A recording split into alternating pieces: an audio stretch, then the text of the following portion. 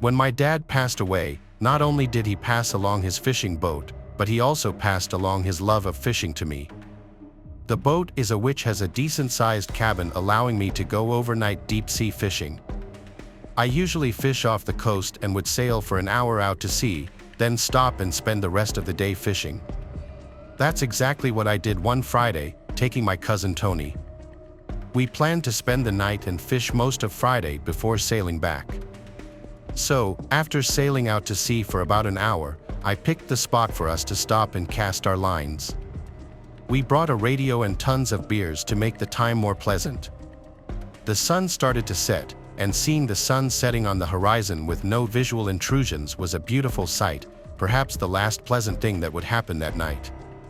By the time the sky was completely dark, we had already packed our stuff for the night and were inside the cabin playing cards and eating burgers. Mid-conversation, Tony stopped me and told me to listen. There was the sound of a boat motor in the distance. We left the cabin to look into the horizon, but with no moon, it was just too dark to see more than maybe 50 feet in front of us. But over the calm waves, we did hear a boat motor. Whoever was out there didn't have their lights on. The lights in my cabin were on, which was definitely enough for anyone to see us and avoid hitting us. We were expecting the sound of the other boat to sail away into the night. However, it seemed to circle us for a bit, then abruptly stopped. The motor just cut. There was nothing but the sound of the calm water splashing against the boat. Tony started acting a little paranoid. He thought we were being stalked. He wanted me to use the spotlight to look for where this boat could be. I didn't want to do that because that would be a bit obnoxious and obvious. To make him happy, though, I started to drive the boat for a few minutes away from the last direction we heard that engine stop. Maybe I did it because I was a little suspicious about it as well. After a solid 5 minutes of driving the boat in the opposite direction, I killed the motor and we went back inside the cabin to resume playing cards. It felt like only seconds after we sat down, we heard it again. This time I heard it first, and it sounded like the motor was being given much less gas. We went outside again, and at that instant, the sound stopped. This time, I agreed with Tony, turning on the spotlight was a necessity. The spotlight only rotated 180 degrees, so I turned the boat a little to the right so that I could point the light out in the direction we heard the boat. The beam of light shot far into the horizon. I felt my heart racing as I slowly turned the light to point more to the right, and finally, I stopped when the light started to land on a boat floating not too far away from us. I turned the light off at once. I told Tony to turn the cabin lights off as well. I put the boat in full throttle and steered away from the area. I steered the boat for about 5 to 10 minutes before thinking it was enough. We hung out outside for a while to ensure we weren't followed again. When it seemed safe to do so, we went to sleep. However, I woke to a thumping coming from above my head, above the cabin. I looked over at Tony sleeping on the couch. I whispered his name a few times to wake him up, and I pointed up at the ceiling. He looked up, then back at me with a look on his face telling me he heard the thumps. I opened the door to the deck and ran outside and saw 2 men, one on the bow of my boat, the other on a boat floating directly next to mine. Tony came running out behind me. Both of the men slowly put their hands up in front of their faces and claimed they meant no harm. The one on my boat said they were simply almost out of gas and needed help. He said he was going to knock on my cabin door to ask for assistance, but in my head, I was thinking, why was he on the bow of my boat? Done very low-key, I flicked Tony's thigh to indicate to him that I was getting ready to do something rash. The guy stepped down from the front of the boat to the lower deck, right in front of Tony and me. He was significantly taller and bigger than us. He looked at me for a few moments and reached out his hand, expecting a handshake. Without saying anything, I knew something was about to go down with these guys, and for all I knew, that could start with my shaking his hand. Instead of shaking his hand, I pushed the guy overboard into the water with all my strength and ran up the stairs to turn the boat on while I yelled at Tony to make sure they didn't get back on the boat. We were able to lose them in the night for good this time. I didn't stop, though I kept going the full 2 hours straight back to the shore. We made it back to my dock and slept on my boat that night. The next morning, we packed up and drove home. Strange things can happen at sea in the dark, but I never anticipated anything like that. I don't know what those guys were planning on doing to us on my boat, but considering they had been making a point of stalking us, I know it was nothing good.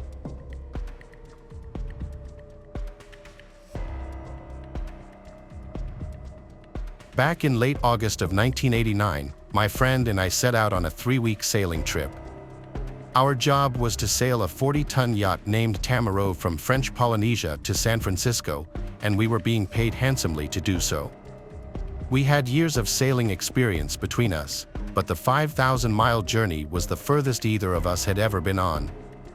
We were confident that we could do it, but early on, there was a worrying change in the weather's forecast. Statistically, hurricanes happened really late in the South Pacific and tend to arrive in mid to late October, so by setting sail in late August, we figured that we'd avoid the worst of the bad weather. But as the saying goes, man proposes and God disposes. 3 weeks into our voyage, we were faced with a Category 4 hurricane, which whipped up waves as high as 20-story buildings. We'd sailed through gales and storms before, but never a hurricane.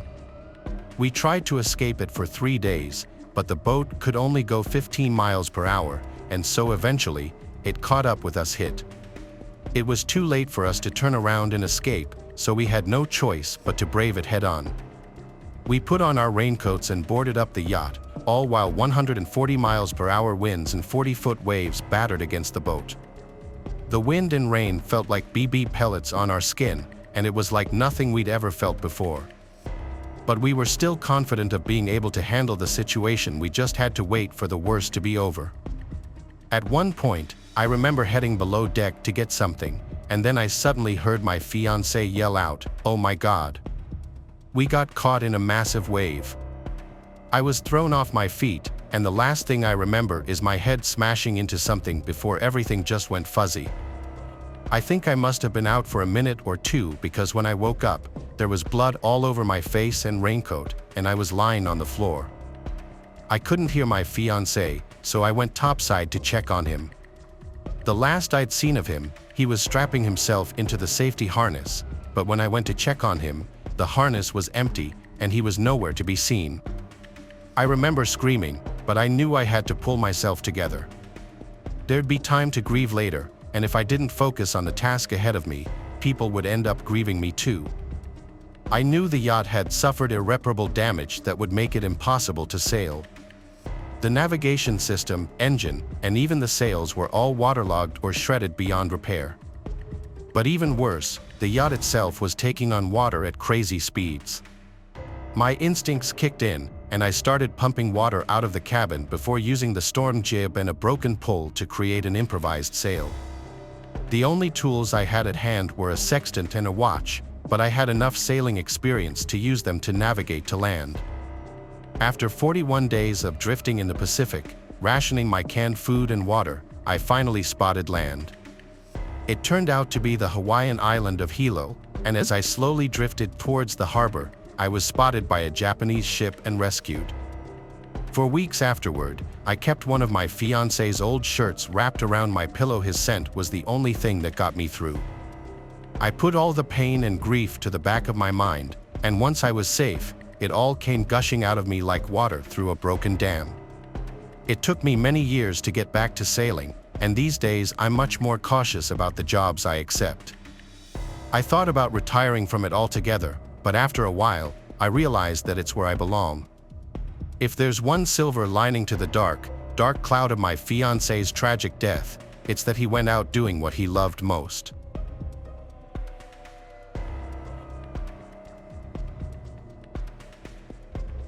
A few years ago, I went on a Hawaii cruise with a few friends. It started out as a great little vacation. However, by the third day at sea, things started getting weird. After 2 days of eating constant sushi, I started to feel a little dizzy and lightheaded at times. My friends told me no more sushi, as it probably had something to do with that. But anyway, After a few drinks, I separated myself from my friends, who were sitting in one of the ship's many bars, and started walking back to my room because I really wasn't feeling too well.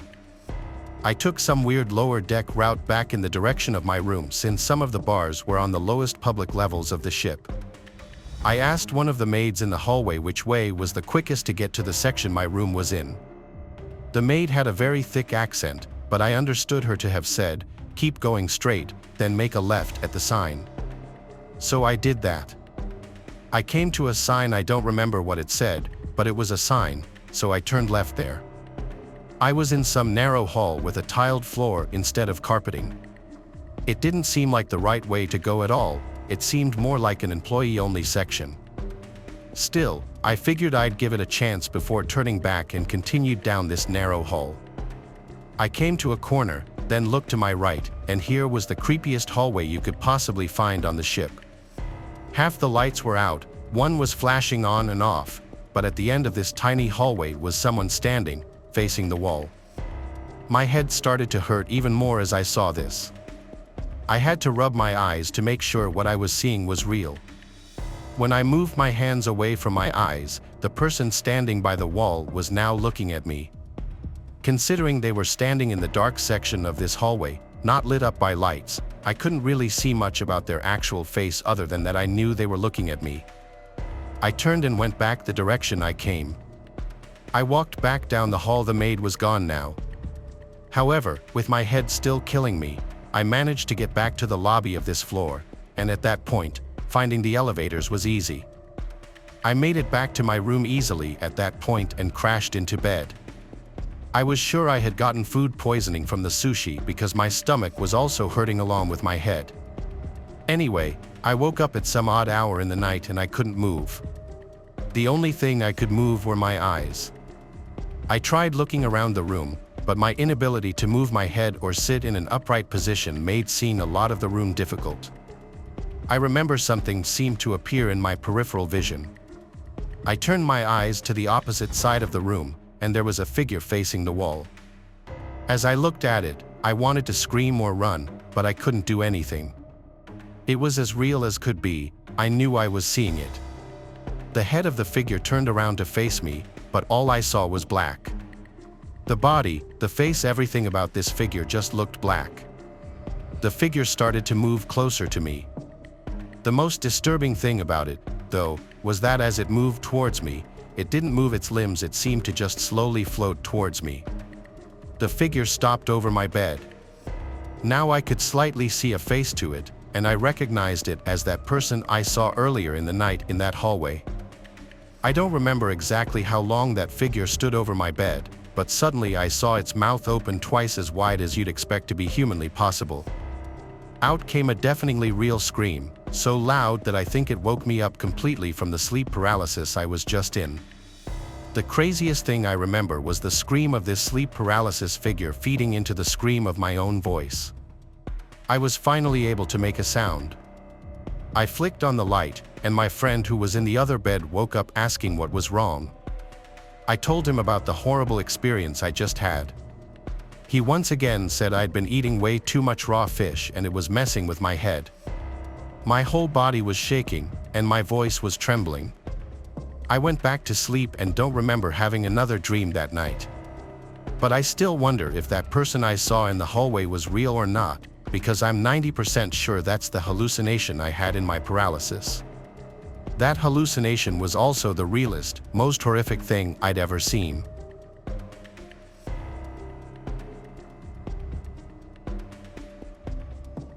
On May 19 of 1884, a yacht known as the Mignonette departed the English port of Southampton bound for the coast of eastern Australia. Constructed in 1867, the 52-ton cruiser had been purchased by an Australian lawyer named Jack W., who sought a suitable crew to transport her to Sydney. But it was no small feat. Many experienced sailors noted that the yacht was an inshore boat unsuited to long voyages in open waters. And what's more, even the most experienced sailors were intimidated by the 15,000-mile journey, with many turning the job offer down before a full crew was finally assembled. In the end, a four-man team was put together, which consisted of Captain Tom Dudley, Edwin Stevens, Edmund Brooks, and a 17-year-old cabin boy by the name of Richard Parker. Almost 2 months into their journey, the crew of the Mignonette found themselves sailing into a gale around 1,600 miles northwest of South Africa's Cape of Good Hope. Despite the fierce winds, their journey was progressing steadily. Then, in order to enjoy a good night's sleep, Captain Dudley gave the order to heave to. In sailing, heaving to is a way of slowing a vessel's forward progress, as well as fixing the helm and sail position so that the vessel does not have to be steered, is commonly used as a way for sailors to take a break or to wait out strong or contrary winds. However, just as the maneuver was completed and young Richard Parker was sent below to prepare tea, a freak wave struck the Minette, damaging a bulkhead and causing vast amounts of seawater to flood into her hold. Realizing the yacht was doomed, Captain Dudley ordered his 3 crew members to man their single 13-foot lifeboat. The lifeboat was of flimsy construction, with its boards only a quarter-inch thick, but as the Minette began to list and groan, it proved the crew's only source of salvation. Just minutes later, the crew watched as the Minette disappeared below the waves, having managed to salvage nothing but a few pieces of navigational equipment and 2 tins of turnips. At first, Captain Dudley managed to stabilize the lifeboat by constructing an improvised sea anchor, a device reminiscent of a kind of waterborne parachute. It dragged behind the lifeboat, slowing its progress slightly and allowing for more effective manual steering. The captain also determined that they must have been around 700 miles from the nearest dry land, meaning that they were unlikely to be rescued anytime soon.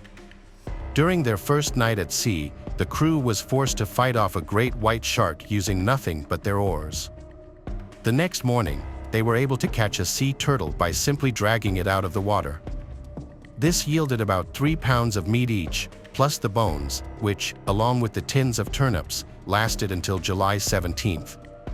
The sailors planned on drinking the turtle blood to stave off fatal dehydration, but after it became contaminated with seawater, they began imbibing their own urine. By July 20th, the teenage cabin boy Richard Parker had become so sick of drinking his own urine that he began slurping up handfuls of seawater. This only exacerbated his dangerous levels of dehydration, and he fell unconscious shortly afterward. Around the same time that young Parker began to drift into unconsciousness, Dudley, Stevens, and Brooks began discussing the prospect of cannibalism. On July 24th, Dudley told the others that it was better for one of them to die so that the others would survive and suggested they should draw lots. Brooks refused, but that night, Dudley once again raised the matter and pointed out that while the childless cabin boy was most probably dying, he and Stevens had wives and families to take care of. The boy would be mourned, but unlike their women and children, his parents would not starve without his wages. This appeared to have been the most effective method of argument, as the next morning, Captain Dudley and Edwin Stevens made the decision to kill Richard Parker, ensuring his blood was fresh enough to drink.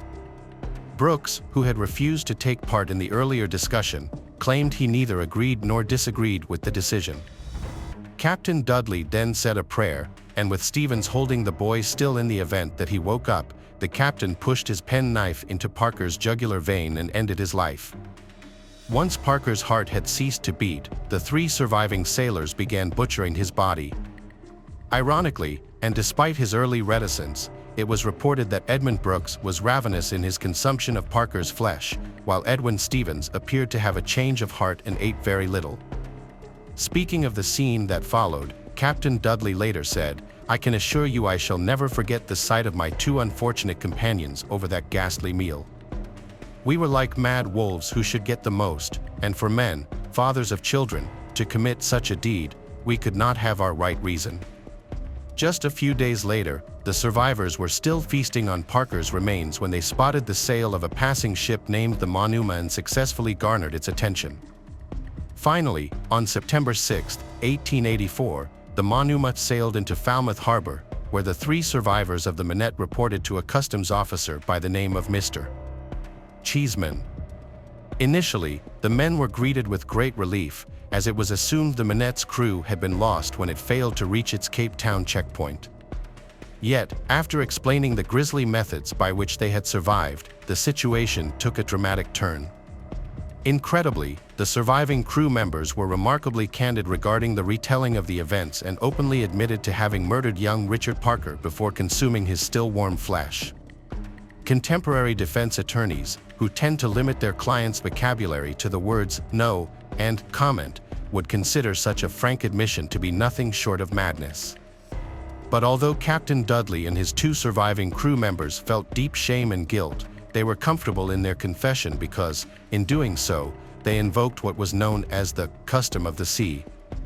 Since the very first days of humanity's oceanic exploration, accidents and misfortune has humbled even the hardiest of vessels, and those who survived their sinking ships either cast adrift or washed up on some far-flung shore were often faced with what was referred to as the delicate question, to eat or not to eat their dead or dying shipmates. Thankfully, only a very small number of seamen and explorers have been faced with such a grim situation. But with 19th century British culture being so centered around its maritime industries, such incidents became embedded into the public consciousness. For example, in the early 1600s, 7 English sailors were cruising through the Caribbean when they were blown out to sea and cast adrift for 17 days. When they reached the point of starvation, the sailors drew straws to decide who would sacrifice their flesh for the good of the collective. Ironically, the man chosen was the one who suggested the idea in the first place.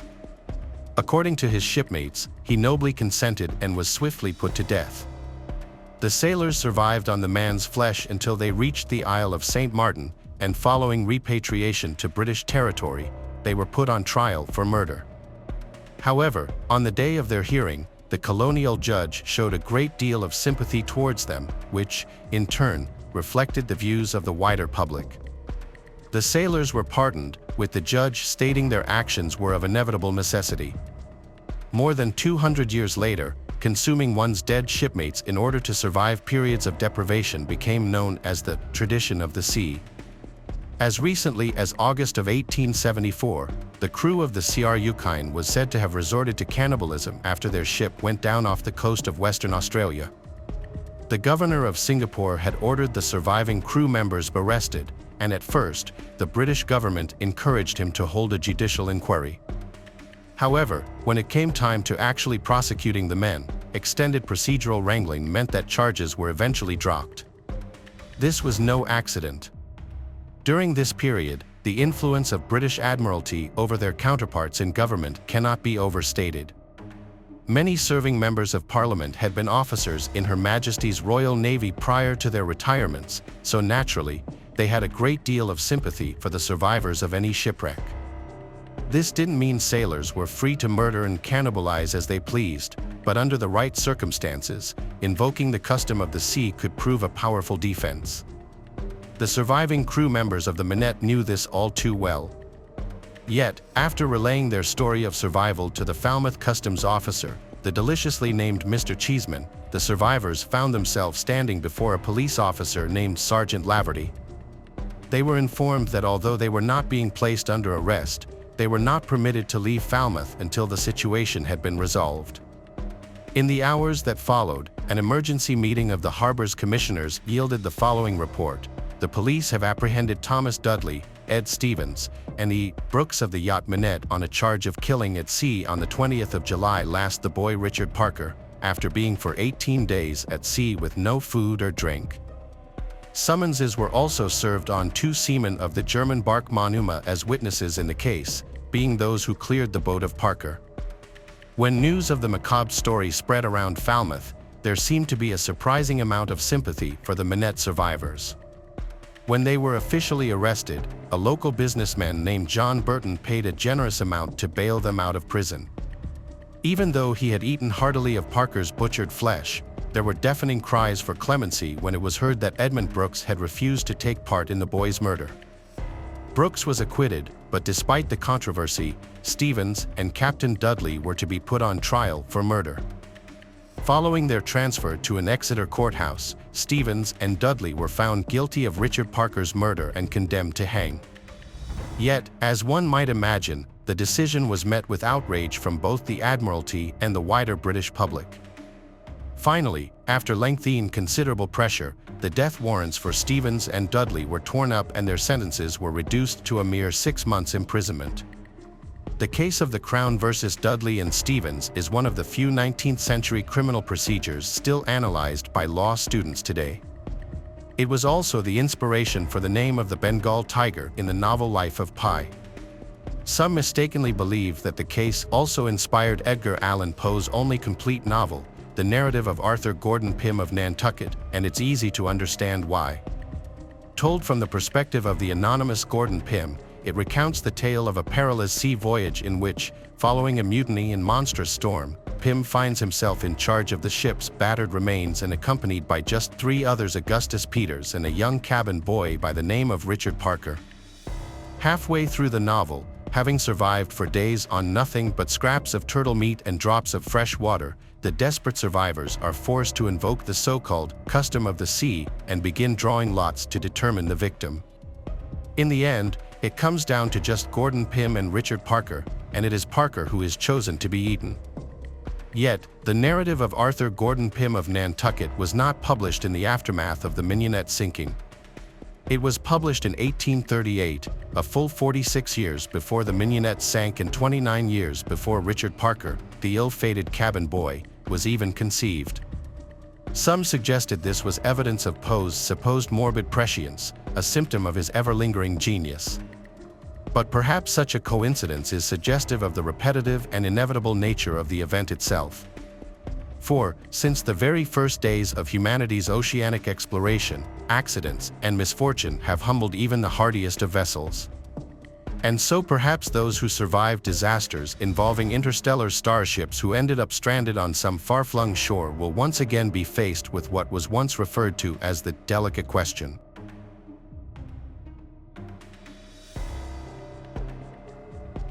Thanks for watching the video. Subscribe to the channel and turn on notifications to watch the latest videos.